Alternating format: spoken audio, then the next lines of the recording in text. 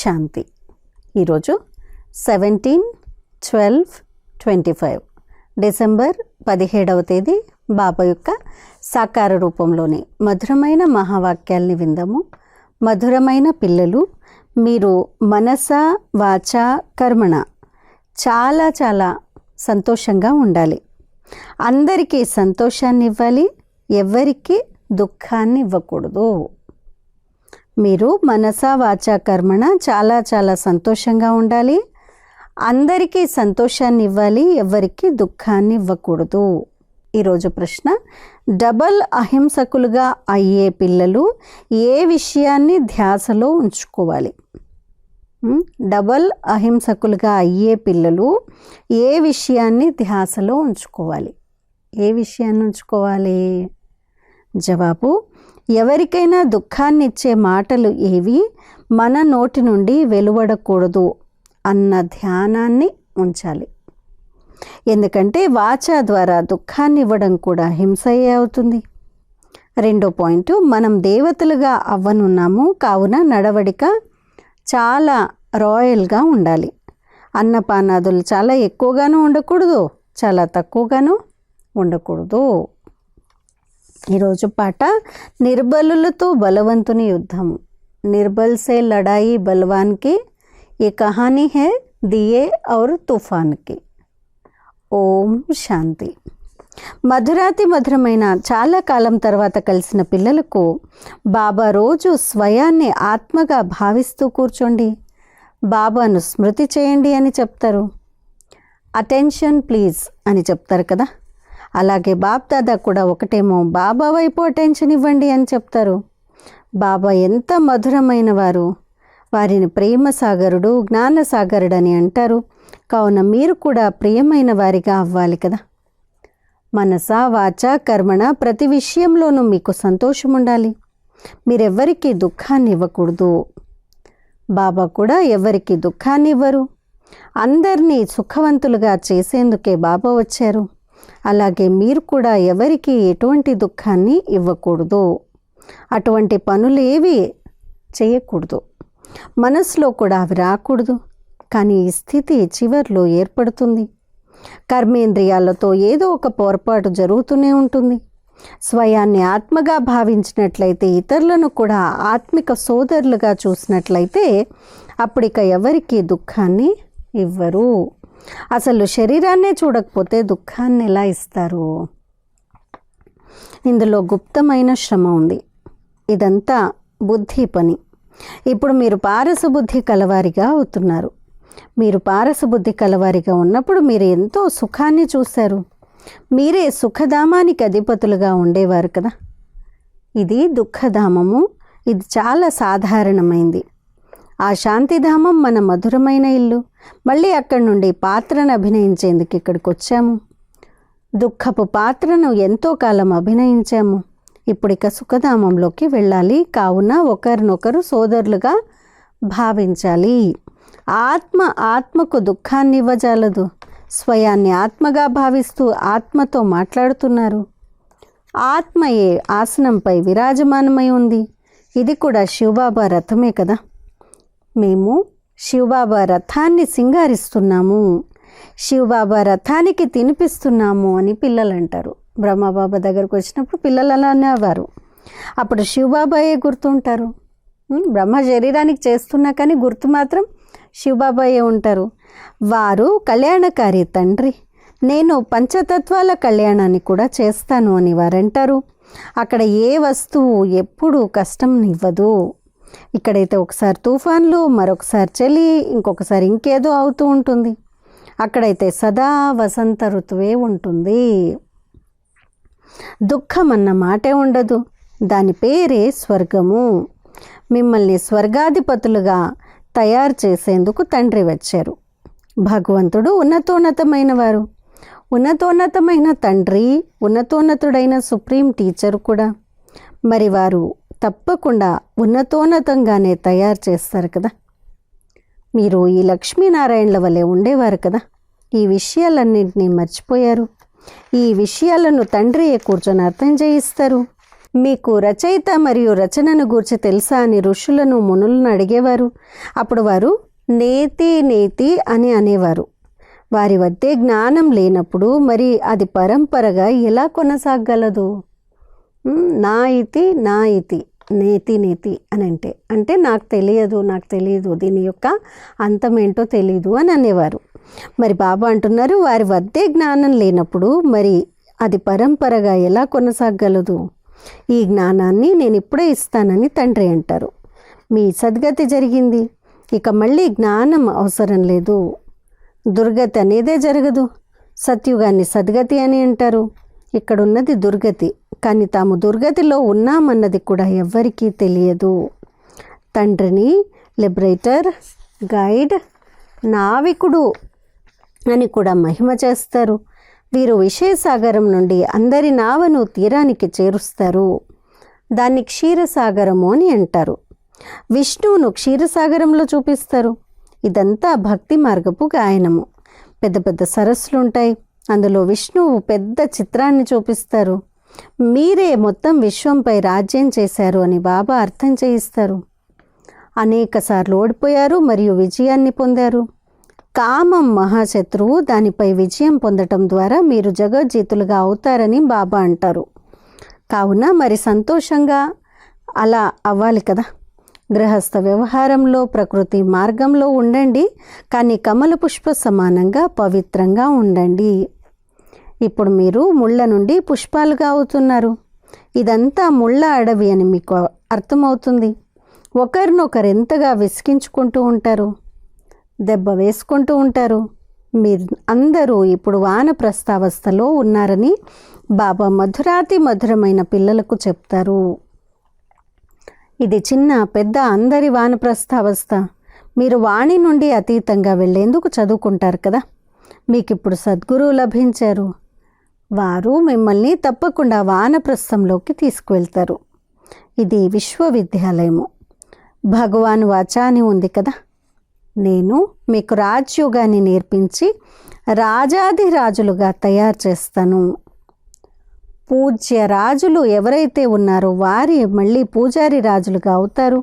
కావున పిల్లలు బాగా పురుషార్థం చేయండి, తినండి, త్రాగండి, శ్రీనాథ ద్వారానికి వెళ్ళండి, కానీ దైవీ గుణాలను ధారణ చేయండి అని బాబా అంటారు.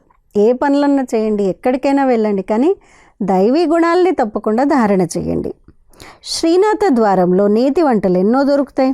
అక్కడ నేతి బావులు తయారు చేయబడి ఉన్నాయి. వాటిని తినేదెవరు? పూజారులు. శ్రీనాథుణ్ణి మరియు జగన్నాథుణ్ణి ఇరువురిని నల్లగా చేసేశారు. జగన్నాథ మందిరంలో దేవతల అశుద్ధ చిత్రాలు ఉన్నాయి. అక్కడ కుండలో అన్నాన్ని వండుతారు. అది ఉడికి 4 భాగాలుగా అయిపోతుంది. అక్కడ కేవలం అన్నమే నివేదింపబడుతుంది. ఎందుకంటే ఇక్కడ ఇప్పుడు సాధారణంగా ఉన్నారు కదా. ఇటువైపు పేదలు, అటువైపు షావుకారులు ఉన్నారు. ఇప్పుడు ఎంత నిరుపేదలుగా ఉన్నారో చూడండి. తినడానికి తాగడానికి ఏమీ దొరకదు. సత్యుగంలో అన్నీ ఉన్నాయి. కావున బాబా ఆత్మలకు కూర్చొని అర్థం చేయిస్తారు. శివబాబా చాలా మధురమైన వారు. తాను నిరాకారుడు. ఆత్మనే ప్రేమించటం జరుగుతుంది కదా. ఆత్మయే పిలువబడుతుంది.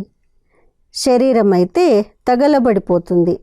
వారి ఆత్మను పిలుస్తారు, జ్యోతిని వెలిగిస్తారు. తద్వారా ఆత్మకు అంధకారం ఏర్పడుతుంది అని నిరూపింపబడుతుంది.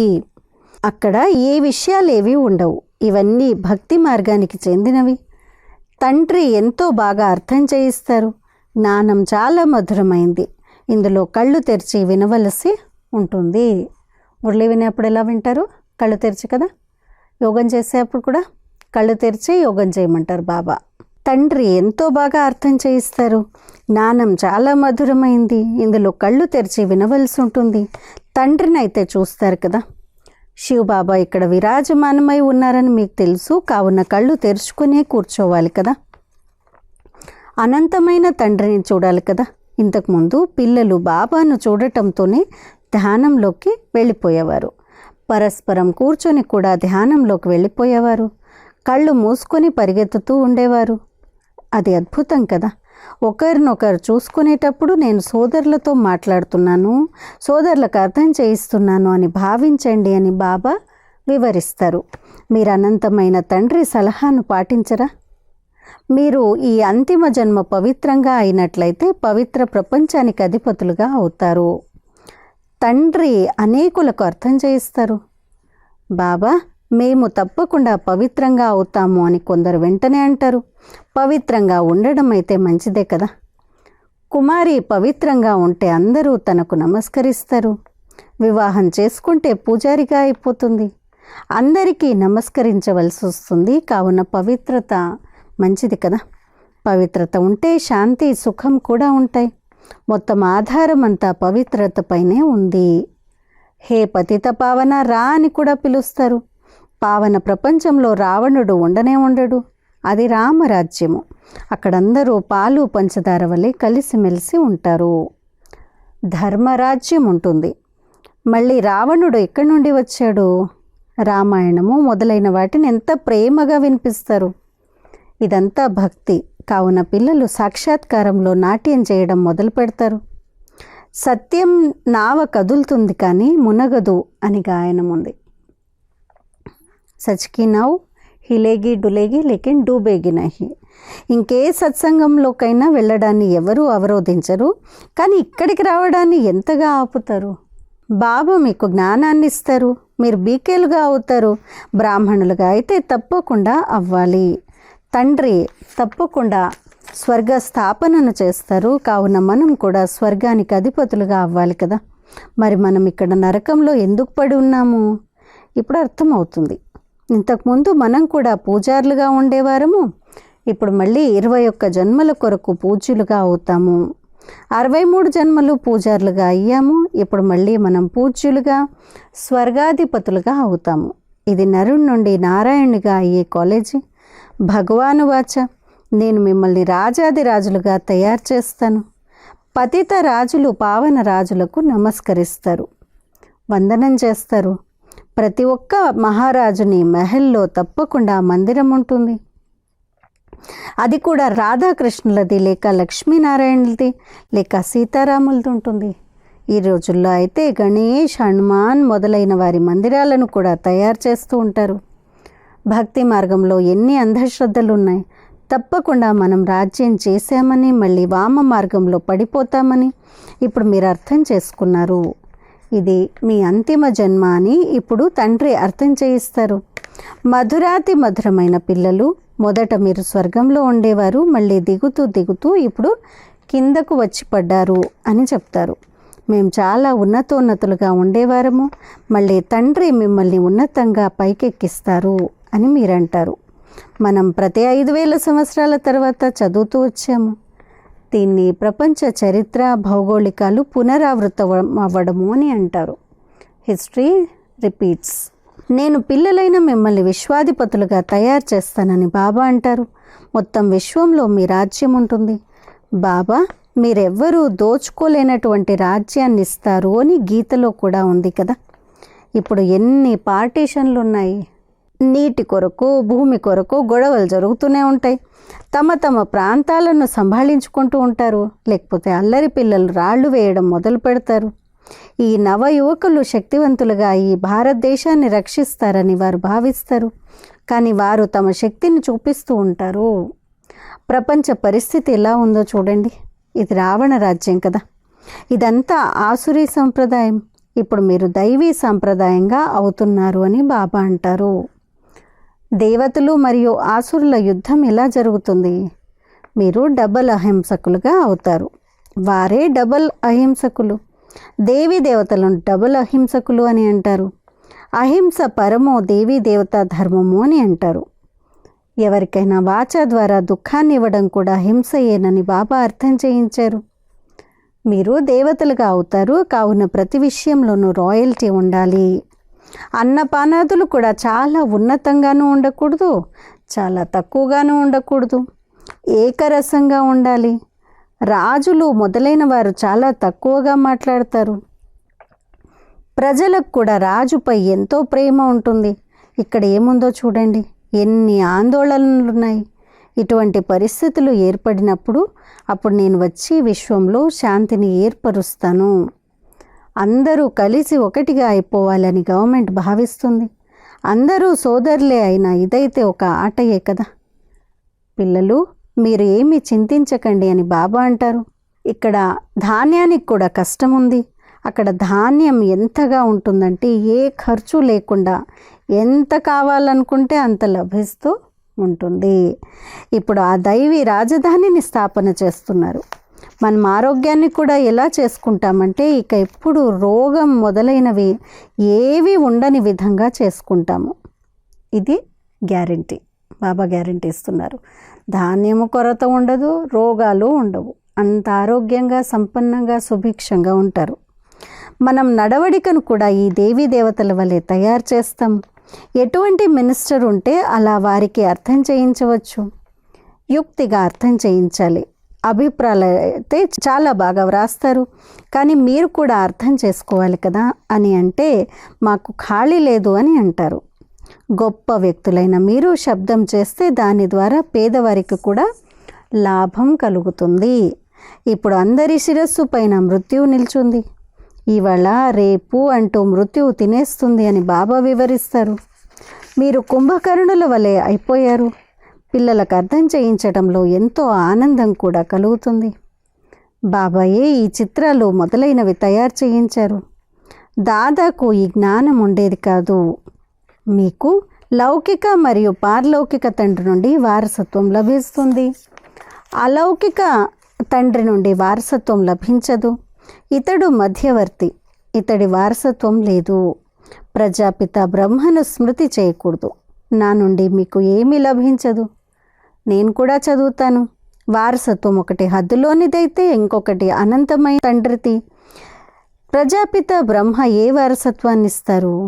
నన్నొక్కడినే స్మృతి చేయండి అని బాబా అంటారు. ఇది రథం కదా, రథాన్ని స్మృతి చేయకూడదు కదా. భగవంతుడు ఉన్నతోన్నతమైన వాడు అని అంటారు. తండ్రి కూర్చొని ఆత్మలకు అర్థం చేయిస్తారు. ఆత్మయే అన్నీ చేస్తుంది కదా. ఒక శరీరాన్ని వదిలి ఇంకొక శరీరాన్ని తీసుకుంటుంది.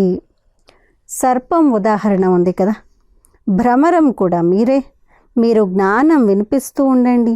జ్ఞానాన్ని వినిపిస్తూ మీరు ఎవరినైనా విశ్వాధిపతులుగా చేయగలరు.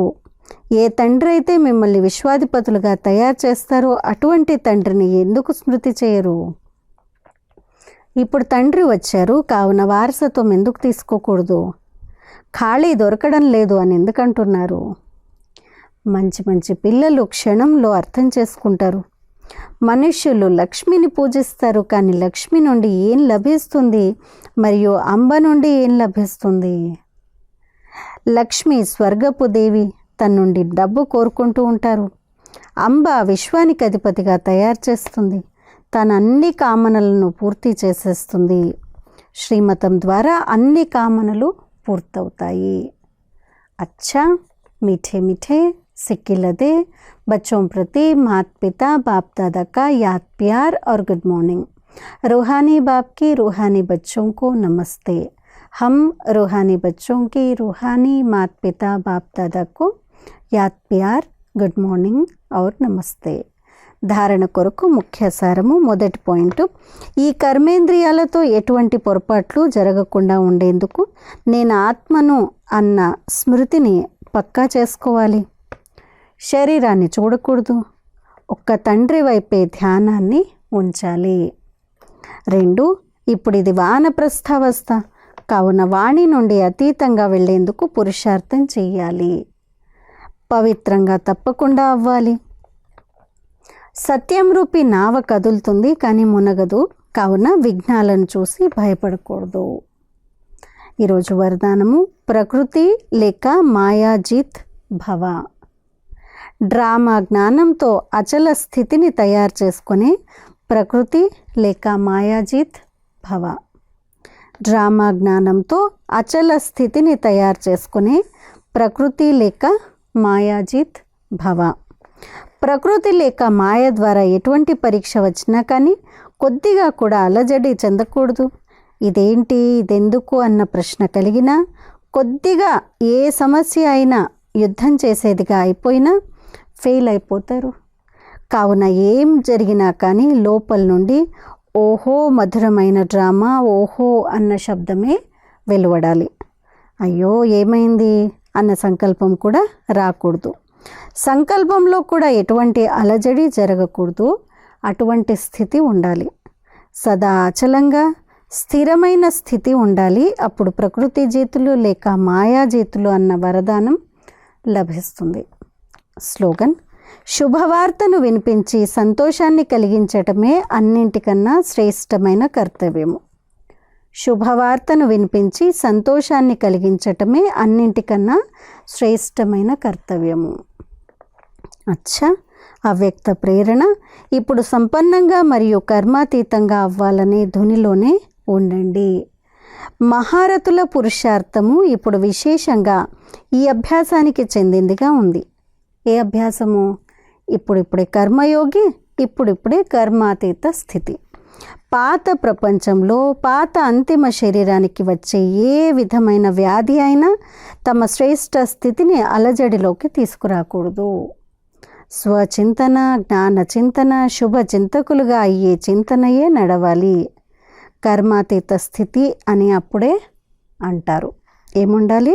స్వచింతన, జ్ఞాన చింతన, శుభ చింతకులుగా అయ్యే చింతనయే నడిపించాలి. అప్పుడే కర్మాతీత స్థితి అని అంటారు. అలాంటి స్థితిని మనము ఈరోజంతా ప్రాక్టీస్ చేద్దాం. అచ్చా, ఓం శాంతి.